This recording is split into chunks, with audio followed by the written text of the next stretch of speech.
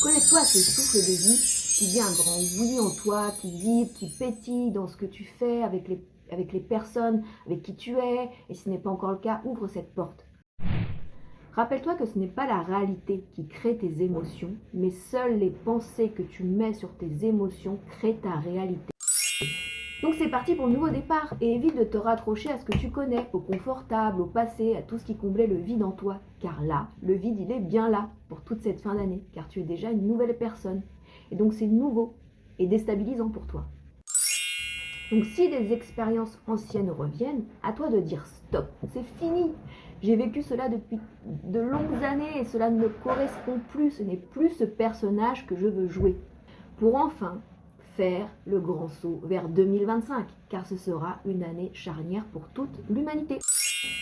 Donc nous sommes tous dans un passage, dans une transition, ce qui est loin d'être confortable, car nous devons faire le vide pour accueillir le nouveau. Nous devons tous sauter dans le grand bain du changement. Coucou à toi, j'espère que tu vas bien en cette période de forte éruption solaire qui donne une belle énergie. J'ai voulu faire cette petite vidéo pour qu'on fête ensemble le retour de Pluton en Capricorne pour la dernière fois de notre vie. Il est rentré donc, il est revenu en Capricorne le lundi 2 septembre et il y restera jusqu'à la fin de l'année. Et on va fêter la dernière grande purge car elle aide à avancer, à s'élever à d'autres niveaux de conscience. Alors pour rappel, Pluton est cette planète qui peut-être vient de te faire vivre un cycle de 16 années de petites morts à toi-même, de plongeant dans tes ombres et tes profondeurs pour t'aider à renaître ainsi transformé. C'est la planète du karma, du magnétisme présent en chacun de nous. Pluton t'aide à te connecter à ta puissance créatrice et à ton énergie vitale pour transmuter toutes tes noirceurs. En Capricorne, pendant ce cycle de 16 ans, nous nous sommes confrontés à notre passé qui ne demandait qu'à être mis en lumière, à notre karma. Depuis 2008-2009, Pluton t'a bien montré toute sa puissance pour te mettre face à tes démons. Une période de 16 années qui t'a peut-être challengé, qui a mis en lumière tes maladies, mais aussi des pistes de réveil et d'éveil. Ton réveil est peut-être survenu plus tard, grâce au confinement, où Saturne, la planète maîtresse du Capricorne, était conjoint à Pluton, où elle t'a mis face à ta réalité, t'a montré la rigidité, les freins, l'autorité, l'austérité, le cadre trop structuré qui régissait ta vie, pour mieux puiser en toi ton souffle de liberté, d'expansion, en dehors des murs qu'on nous avait imposés à l'époque, mais qui n'étaient que les murs intérieurs auxquels tu te heurtais chaque jour, car jusque-là tu ne t'étais pas écouté. Donc si pour toi il n'y a pas eu de grand tourbillon intérieur depuis 2008, peut-être vas-tu connaître un cycle de grande transformation à présent avec le passage de Pluton en Verseau pour 20 ans. Ce nouveau cycle a débuté l'année dernière durant quelques mois, de mars à juin, puis cette année jusqu'à la fin de cet été, en prenant les couleurs donc du Verseau, un signe de grande liberté, indépendant, désir de projet collectif, fleurissant, avant-gardiste, utopisme, tourné vers le futur, enfin libéré des chaînes du passé du Capricorne. Mais, tadam, le Capricorne est de nouveau de retour. Mais je fais cette vidéo pour un message positif, pour continuer à te motiver.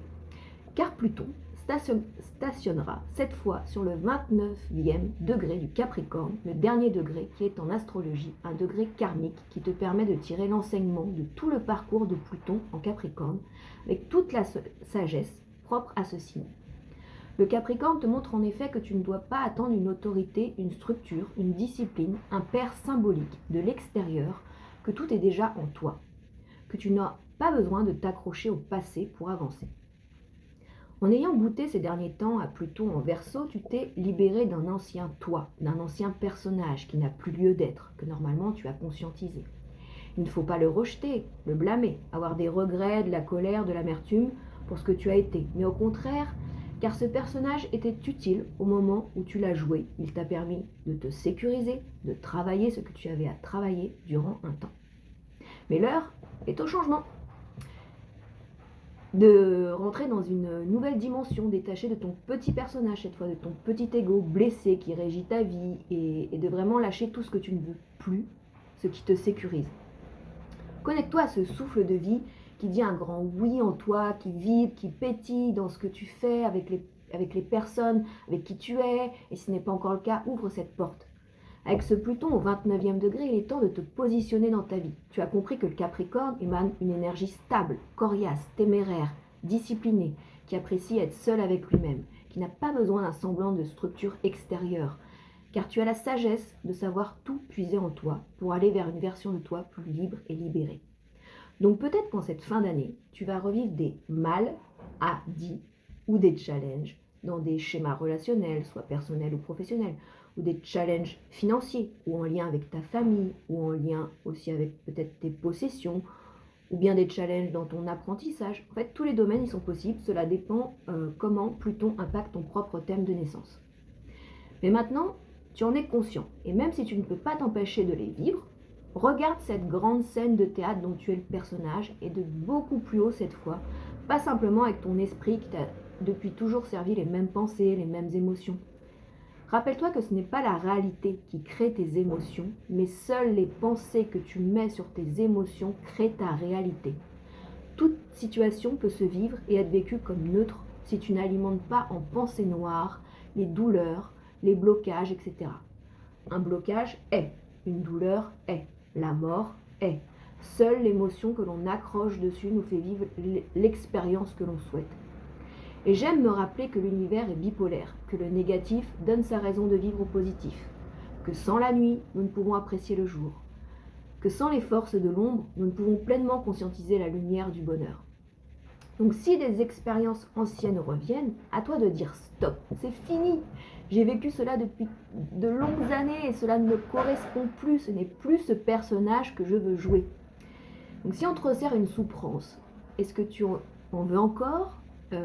Tu as grandi normalement, tu as goûté aux nouveaux fruits du Verseau, tu sais maintenant ce que tu veux manger dans cette vie et même te servir toi-même et de la bonne nourriture pour ton corps, ton esprit et ton âme.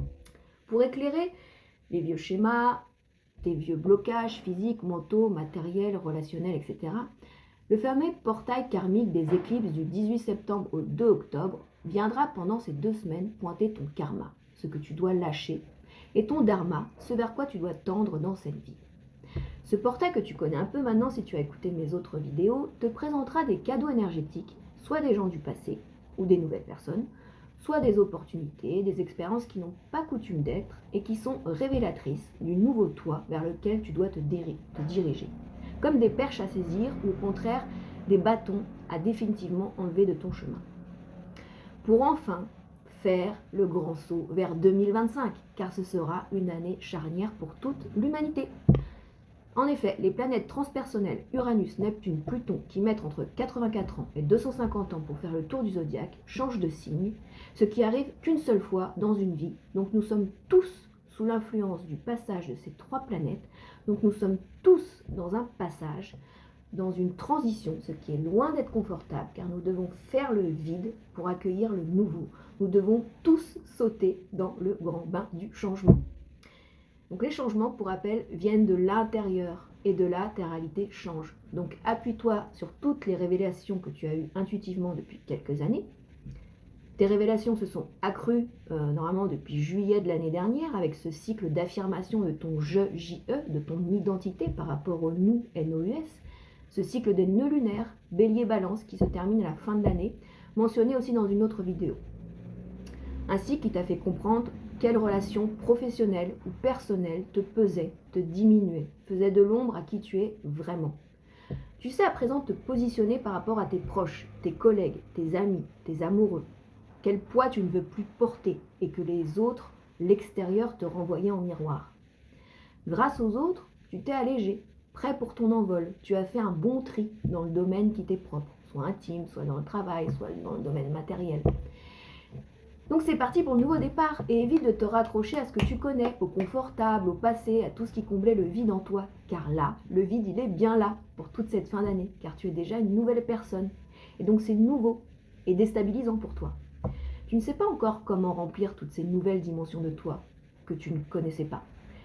Il ne faut pas avoir peur de ce vide, se dire ok, peut-être qu'en ce moment tout est un peu creux, que rien ne te correspond plus, ou même peut-être tu n'as plus du tout de travail, de relations, etc. Que tu ne te reconnais plus dans grand-chose. Et donc par peur, par insécurité, tu vas te raccrocher aux personnes que tu fréquentais ou à ton travail qui ne te fait pas vibrer. Et si c'est le cas, eh bien non, faut dire au revoir au passé, du moins commence au moins ce deuil. Si ce connu, ce confortable, fait déjà pétiller ton âme, mes mots ne résonneront pas pour toi et tant mieux. Sinon, accueille tes peurs, ce grand vide sidéral qui va pouvoir se remplir à encore plus de nouveautés, de lumière, d'expériences parfaitement alignées avec ton nouveau toi. Tout ce que je te partage n'est pas seulement une lecture astrale, c'est le fruit de mon expérience pour t'en témoigner avec assurance et confiance.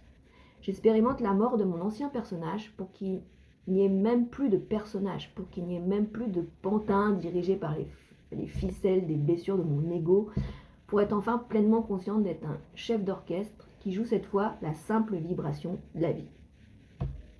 Pour anecdote, d'ailleurs à Paris, avant la cérémonie des Jeux Olympiques, tout mon paysage quotidien était jalonné de barrières de sécurité, c'était super bruyant avec des vols d'hélicoptères quasi H24.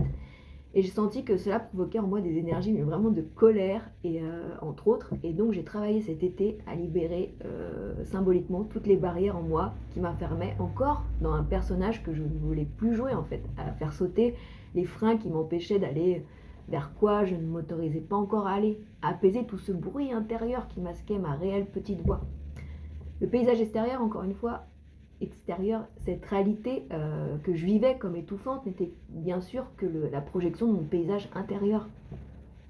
D'ailleurs, pendant ce mois d'août, tu as eu d'autant plus l'occasion de te concentrer sur tes pensées, ta communication intérieure, avec la rétrogradation de la planète Mercure qui a calmé tout le brouhaha extérieur pour mieux communier avec ton propre silence et être toi-même le propre maître de tes mots, M-O-T-S.